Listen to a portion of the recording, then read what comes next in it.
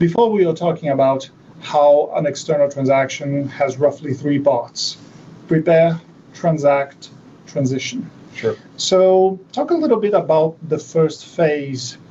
What does a business owner need to consider in the preparation phase? Well, first they should realize that you can never prepare enough. Some people ideally take years before this decision to go to market is made in order to make sure that their house is in great working order. So, we really encourage people to take a long range approach to the sale process. So you can be proactive as opposed to reactive throughout this really important process.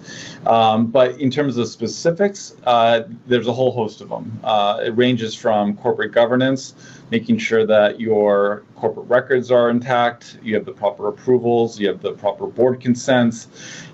Everything that you do from an administrative purpose or standpoint really is important because you need to convey that business with all of the documentation in place.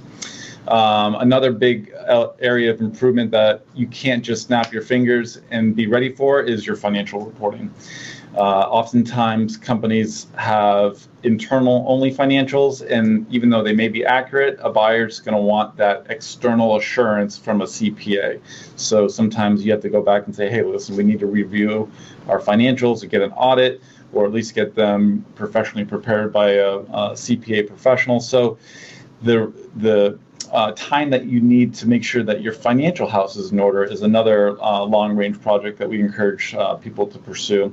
And then it really comes down to being aware and knowing how to articulate your strengths. What are the value drivers of the business? What can you accentuate that makes a buyer really want to pay top dollar for your business? And make sure that we know how to bring forth those qualities in the marketing process. Conversely, let's make sure that we identify the soft underbelly of your business. What are the risks? What are the things that need to be improved? How can we mitigate them? How can we make sure that they are clearly conveyed, but that we have answers to those questions in advance of the test? And then I would say, more or less is making sure that before you even get into all that, you've done some personal financial planning. Make sure you meet with your wealth advisor. Make sure your financial and estate plan are up to date.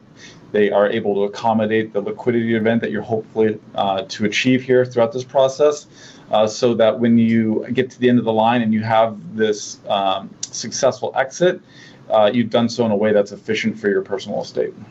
Absolutely.